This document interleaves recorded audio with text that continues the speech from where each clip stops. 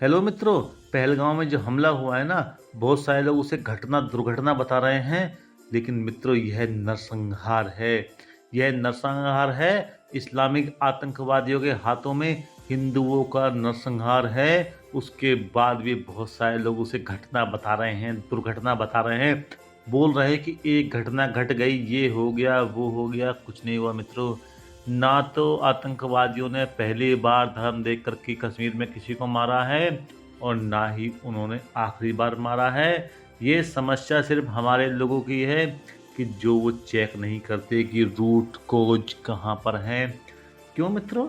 जब कश्मीरी पंडितों को या कश्मीरी हिंदुओं को कश्मीर से निकाला गया था 89 में, तब धर्म नहीं देखा था क्या? जब कश्मीरी पंडितों की हत्या की जा रही थी, तब धर्म नहीं देखा था क्या मित्रों? जी हाँ मित्रों, कश्मीरी हिंदुओं को धर्म देखकर ही मारा जा रहा था। लेकिन अभी भी बहुत सारे लोग शुतुरमुर्गी निद्रा में बैठे हुए हैं, और वो अपनी फालतू की बकवास किए जा रहे हैं। उन्हें कोई मतलब नहीं इस बात से, उजड़ने वाले परिवारों से, बहने वाले खून से कोई मतलब नहीं है। खैर मित्रों, आज के वीडियो में जो गुस्सा है वो तो एक अलग चीज़ है, लेकिन मैं किसी और विषय में बात कर रहा हूँ। और बातों को आगे बढ़ाने से पहले मित्रों, मैं आपका अपना मोहंती यादव, आपके अपने YouTube channel and Indian update पर मित्रों आपसे अनुरोध है कि आप वीडियो को पूरा देखें। आपको भारत और पाकिस्तान की सैन्य क्षमता के बारे में बताऊंगा, परिस्थितियों के बारे में बताऊंगा। और अगर आपके कोई प्रश्न होए तो आप कमेंट सेक्शन में प्रश्न पूछ सकते हैं, मैं प्रत्येक प्रश्न का जवाब भी दूंगा मित्रों। खैर मित्रों, अब चलते हैं आगे। मित्रों, पुलवामा में 2019 में जो हमला हुआ था, उसके बाद भारत ने जो एक्शन लिया था, उसके बाद काफ़ी लंबे समय तक दुश्मन शांत रहा। छिटपुट घटनाएं होती नहीं, लेकिन बड़े लेवल पर कोई अटैक नहीं किया गया। लेकिन इस बार दुश्मन कामयाब हो गया। लोग बोल रहे हैं सिक्योरिटी फोर्सेज कहाँ थी, ये कहाँ था, वो कहाँ था। भाई, सिक्योरिटी फोर्सेज को ऐसे माहौल में काम करना ठीक ऐसा होता है जैसे फुटबॉल के मैदान में गोलकीपर। कोई याद नहीं रखता कितने गोल उसने बचाए हैं, बस एक गोल खा गया वो सबको याद रहता है। तो सिक्योरिटी फोर्सेज का भी मिलिटेंसी या टेररिज्म के एरिया में, इंसर्जेंट इलाके में ऐसी कंडीशन होती है। उन्होंने कितनी बार दुश्मनों के हमले को रोक दिया है, किसी को नहीं पता है। बस एक हमला हो गया है, वो सबको पता है। खैर मित्रों, भारत सरकार भी एक्शन ले रही है। बहुत सारे लोग बोल रहे हैं कि हम सीधा पाकिस्तान के ऊपर हमला करके इसका फैसला क्यों नहीं कर देते हैं मित्रों।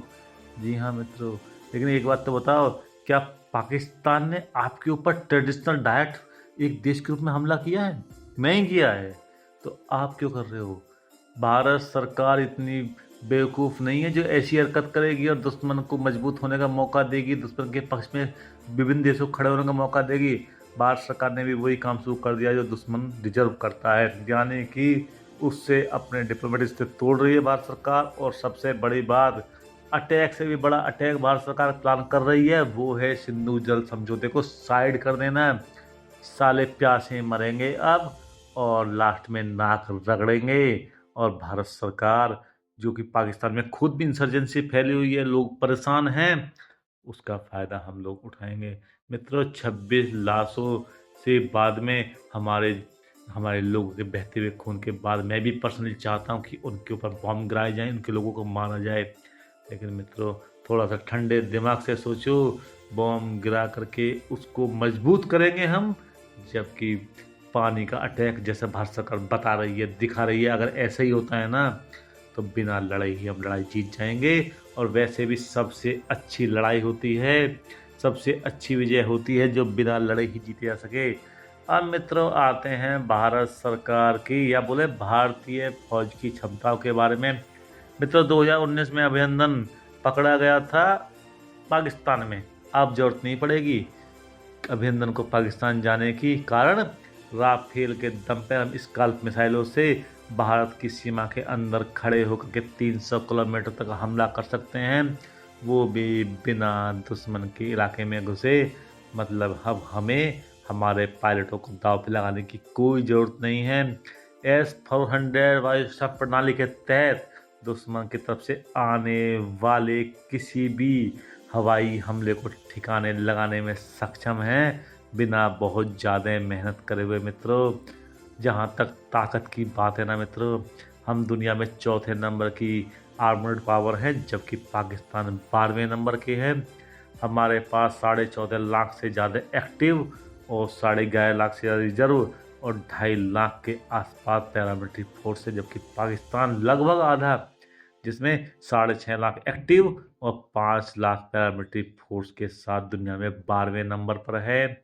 जहाँ तक टैंकों का सवाल है ना मित्रों, 4,201 टैंकों के साथ में हम पाकिस्तान से लगभग 2 गुने से भी ज़्यादा आगे खड़े हुए हैं, जबकि पाकिस्तान के पास 2,627 टैंक हैं।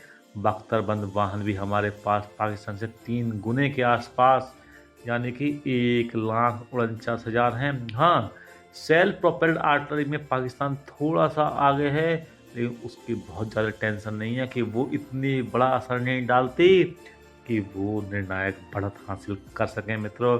इसके अलावा हमारे पास 1338 यूनिट रॉकेट प्रोजेक्टर हैं और सेल्फ प्रोपेल्ड आर्टिलरी 100 हैं। पाकिस्तान के पास 2,627 टैंक हैं। इसके अलावा बड़े पैमाने पर हम लोग फील्ड आर्टिलरी सिस्टम का भी यूज कर रहे हैं मित्रों। हमारे पास मोबाइल फायर पावर भी शानदार कैपेबिलिटी वाला है, और सबसे बड़ी बात, हमारे ज़्यादातर हथियार इंडिया में बन रहे हैं। स्वदेशीकरण अब बड़े पैमाने पे किया जा रहा है और हम पुराने सिस्टम को भी अपग्रेड कर रहे हैं।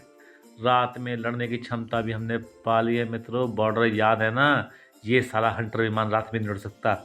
अब ऐसी कंडीशन नहीं है, और एक ही कमांड में फोर्सेज को ला करके क्षमताएं बढ़ाई जा रही हैं। हवा में हमारा मुकाबला पाकिस्तान से है ही नहीं, हो ही नहीं सकता मित्रों।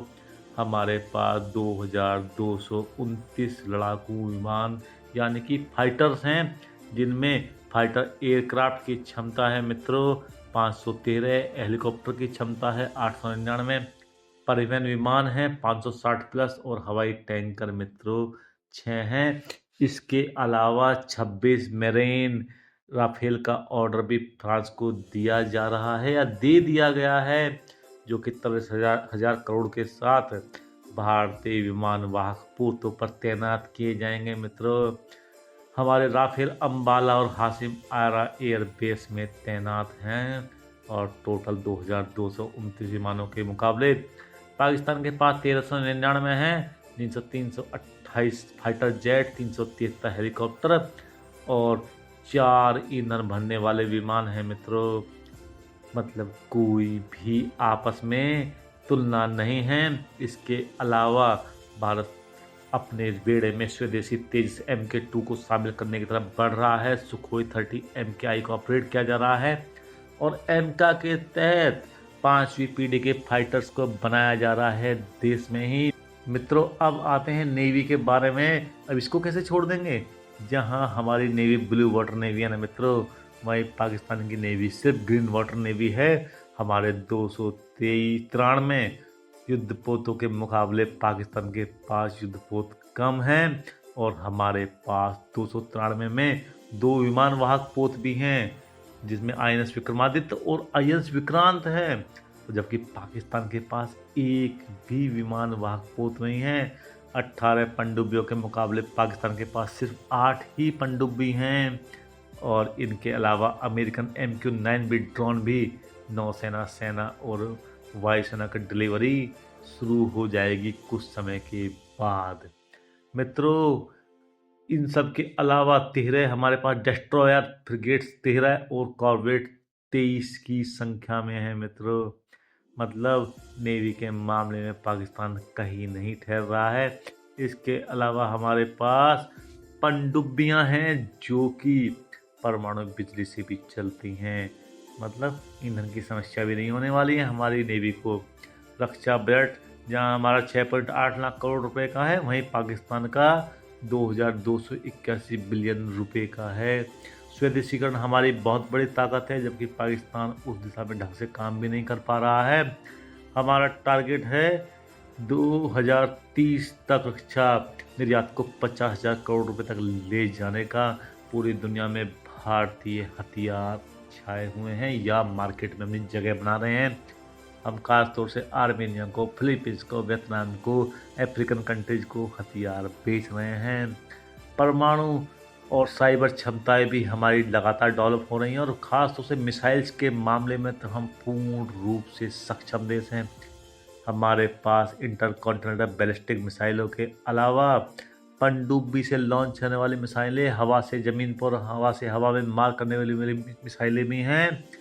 और साइबर वर्ल्ड में भी भारत रो और आईबी के दम पर एक शानदार देश बनता जा रहा है। माने कि साइबर क्षमताएं भी हमारी बहुत बढ़ रही हैं यार। अब ये बोलने को तो बोल सकते हैं कि अगर भारत ने हमारा पानी रोका तो या तो सिंधु में पानी बहेगा या उनका खून बहेगा।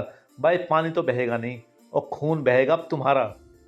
अब निश्चिंत रहो, वो कब बहेगा ये समय हम डिसाइड करेंगे, और कैसे बहेगा ये भी हम डिसाइड करेंगे। हाँ, ये डिसाइड है, खून तुम्हारा बहेगा। और भाई कश्मीर भूल जाओ, बलूचिस्तान बचा लो, क्योंकि जवाब चल रहा है मित्रों। उड़ा दिए ना 10, उड़ा दिए ना भाई। निश्चिंत रहो, बीएलए अपना काम कर रही है, और बहुत जल्दी देशवासियों को खुशखबरी भी मिलने वाली है। और वो खुशखबरी आएगी बलूचिस्तान से। और बलूचिस्तानी क्यों, हमारा नया नया दोस्त चाचा परखा अफगानिस्तान, जो कि पुराने समय से और अब तालिबान के साथ भी हमारे साथ काम कर रहा है। वहाँ के से भी बांध बना करके, नदियों पे काम करके तुम्हारा पानी तो रुकवाएंगे। ना तुम्हारे पास पीने को होगा, ना धोने को होगा, ना नहाने को होगा, किसी काम के लिए नहीं होगा। तुम प्यासे मरोगे बहुत बुरी तरह से। प्यासे मरने से कुछ याद आ रहा है ना? समझ तो गई होगे क्या याद आ रहा है? सालों, खून भूलेंगे नहीं हम। इन 26 लाशों का खून भूलेंगे नहीं, याद रहेगा। बदला लिया जाएगा मित्रों, लिया जाएगा। चेतावनी है दुश्मन को। खैर मित्रों, वीडियो कुछ ज़्यादा ही लंबा हो रहा है, इस वीडियो को और लंबा नहीं करेंगे। मैं इस वीडियो की यहीं पे समाप्ति की घोषणा करता हूँ मित्रों।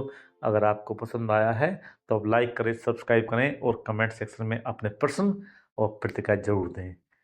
नमस्कार मित्रों, जय हिंद दोस्तों, वंदे मातरम, भारत माता की जय।